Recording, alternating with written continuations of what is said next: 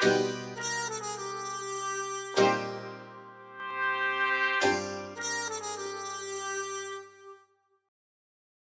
and welcome to the Think Tank.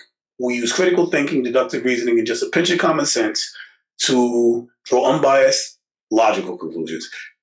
Now, we're our entertainment and educational purposes only, and our disclaimer is down in this box, in the description box. And I'm going to allow my co-host, the Honorable Dion Powell, to introduce himself before we get started. Dion?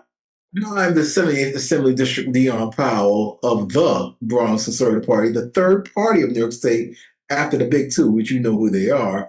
I'm a consultant and I'm a Black Lives MAGA kind of guy. So hopefully that gives you a hint what my point of view is. But we're going to try to put the facts over the feelings. Well, let's discuss some facts about Epstein. Now, our last episode was all about the shutdown. A lot of people believe that the shutdown is about Epstein. I don't think so.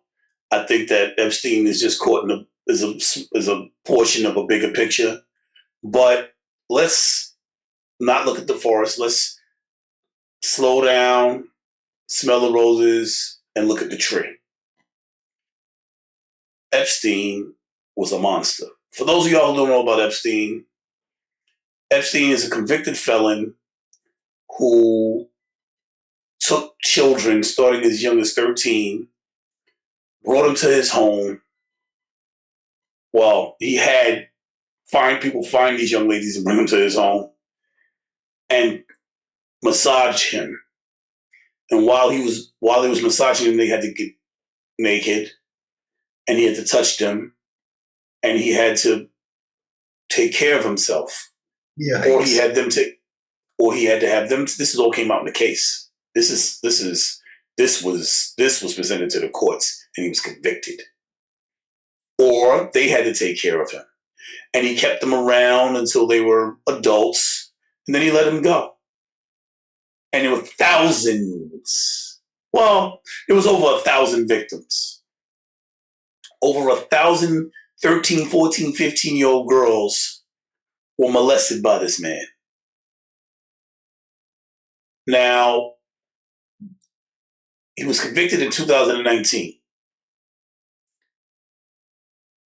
Before he can really drop any dimes after his conviction, after his second conviction, because he was also convicted in 2004, where he got a sweetheart deal, where he gotten convicted for doing these things in Florida.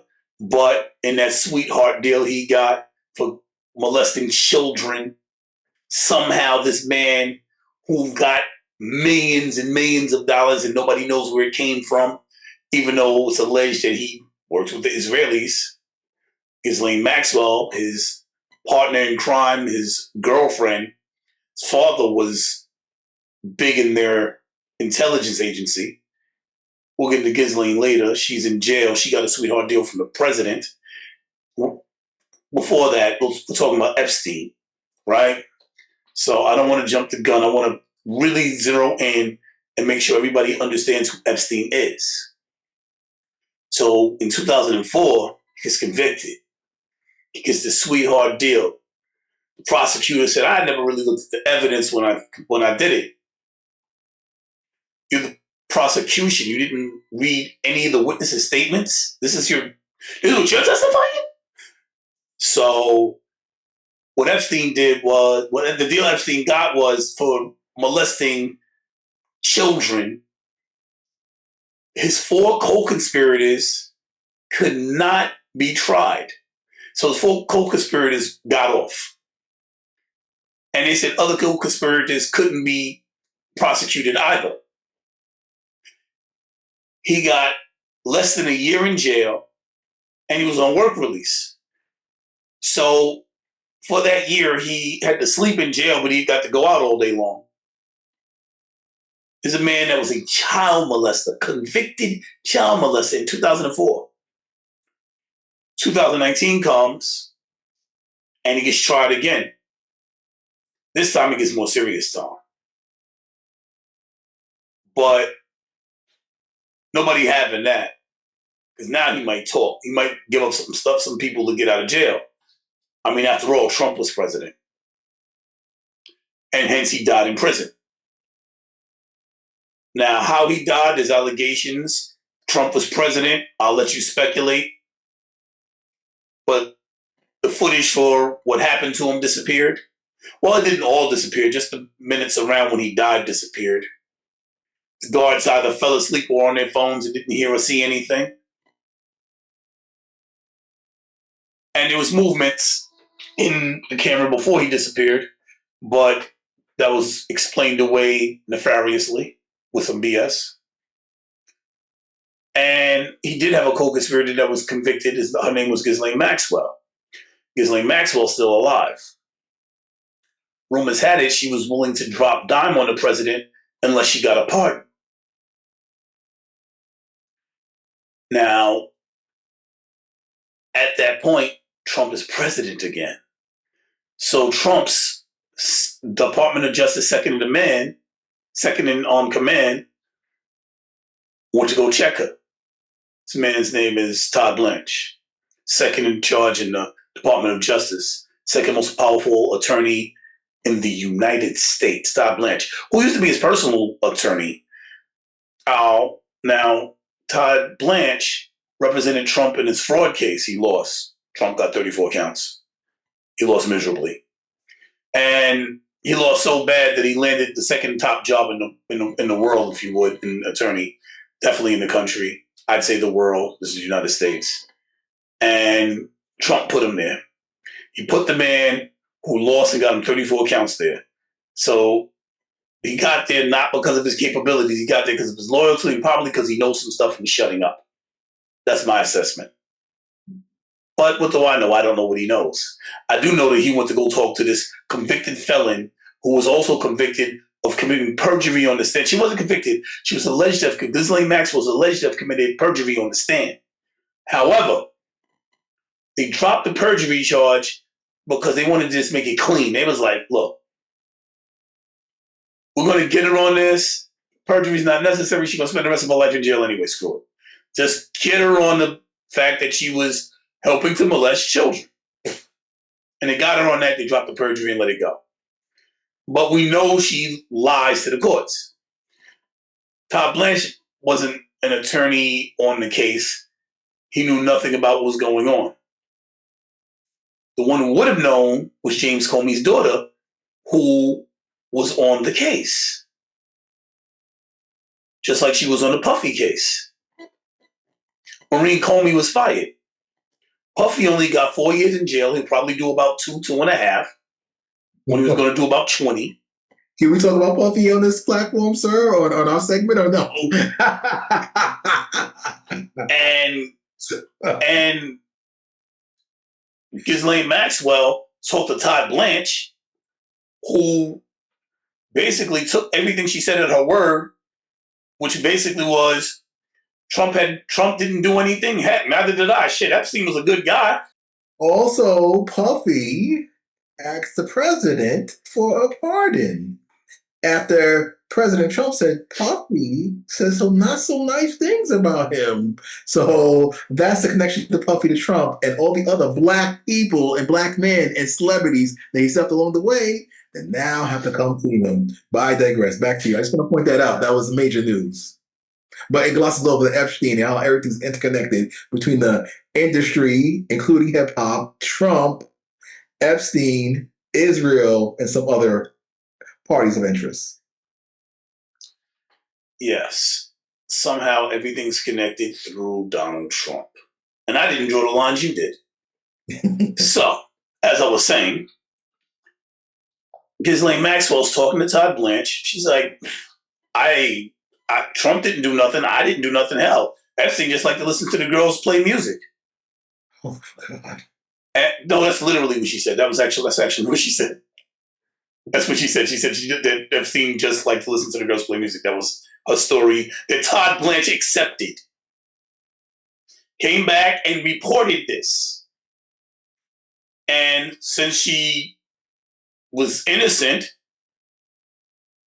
of some of these nefarious charges, she was taken out of the prison she was in this maximum security prison in Florida, was transported to Texas near her family to a camp where she got, guess what? Permission for work release, where she'd be able to be out 12 hours a day working with the college girls that come to the prison, or where the prisoners go to work at this college camp where sex offenders are not allowed, but an exception was made for her. I wonder what she did that made the government go from you deserve to be in a maximum prison for the rest of your life to go to this camp. And everybody like me speculated she's going to get a pardon. A lot of the Trumpers wouldn't hear of it. She's not going to get a pardon. Trump's not that crooked. Not that crooked. Now, today, or yesterday, I'm not sure. I don't want to lie. Trump is like, I don't remember who Ghislaine Maxwell is, but maybe I'm looking to give her another pardon. Gee, we didn't see that coming. So, yes, Trump is knee-deep in this Epstein thing. His Attorney General, Pam Bondi, was questioned by Senate. And when when Epstein came up, her answers are, I'm not going to answer your questions. Was a picture of Trump with naked women found? I'm not answering it. Did you give the order to scrub Epstein from Trump from the Epstein files? I'm not answering it. She would not answer to the oversight committee, who's responsible for giving her oversight questions about Trump's involvement in the Epstein files. So that's bringing up the speed. Oh, there's one other thing. Lupnick. Lupnick says he used to live a couple of doors down from the esteemed Epstein. Lupnick's exact words were, if you met him... For the viewers, who is Lupnick? Why don't you tell us? Who's Lupnick? You've been quiet. You give us some insight. Well, we're talking about Howard Lupnick. He's the Secretary of Commerce under the Trump administration. I think you're referring to him. So that's what's going on. So that's just the connection to another leader in our government. Go ahead. Under the Trump administration. Back to you. Thank you. Yeah, so Lupnick is... Oh, I'm sorry, Lupnick. is... Howard Lupnick. Howard Lupnick. Oh, no. Let's try to keep it PG-13. I think you said your family behind you and they're watching you. Look at the eyeballs watching you over your shoulder. Your family. Keep it PG-13. My kids are behind me. That's true. So this idiot, or this man of men, used to live 2 doors down in attached houses, or the 3 doors down, from Epstein. It was his neighbor. He goes to check Epstein. He goes to his crib. He's like, what's up, blah, blah, blah. He's like, come on in. He gives him a tour of the house. Gets to the living room. And there's a massage table in the middle of the living room. And listen to him tell this is Lupnick's story. This is a crazy story. He's like, he's there with his wife. Lupnick's there with his wife. And he said that Epstein said to him, I like to get massages. And then Epstein leaned into him in a way that was a little weird, made him uncomfortable. This is his words. Or thereabout his words. I think the exact words he said. Basically made him uncomfortable. And said, the right kind of massages, if you know what I mean. And his wife was like, all right, let's go. And she was like, I never want to be around that man again. He creeps me out. And Lupnick said he never wanted to be around him. Now, this is, as I was pointing out now, this is somebody in Trump's administration currently.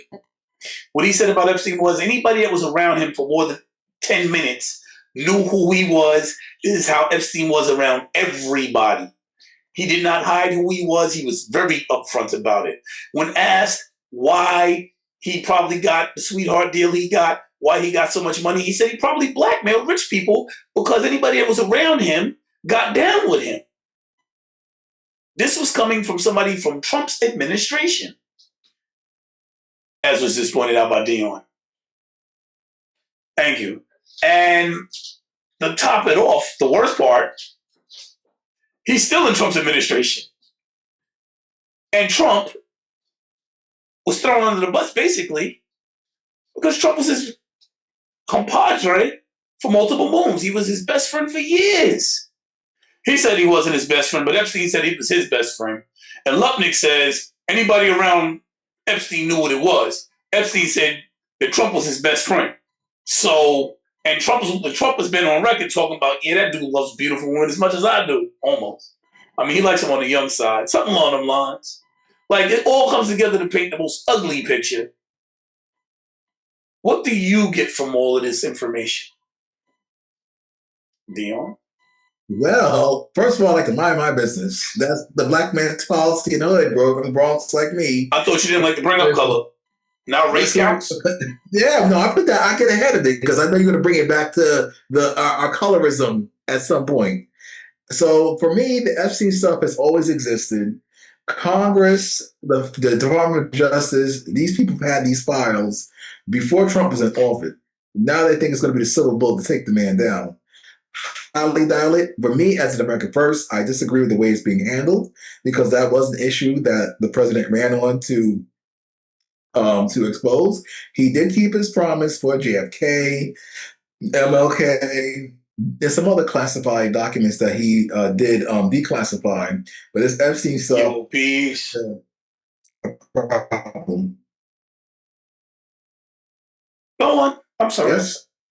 That's I was bringing up again. But yes, so far I disagree with the way this is being handled. And so far as it were, it looks like it won't be handled the way anybody wants. And my question is, where is Dan Bongino, the deputy director of FBI and all this? Because remember, him and Pat Body were at odds. So there's a lot of question marks here for me. And that's how I feel about that. I forgot about that. Right. He was talking about quitting, and then he didn't quit. He came back to work. That and then you ain't heard nothing from him. Like, they made a big media thing about him coming back, and then you ain't heard nothing from him since. That does sound like part of the cover-up. Thank you. You've uncovered something. Yes, Gosh, I'm glad you're not on my team.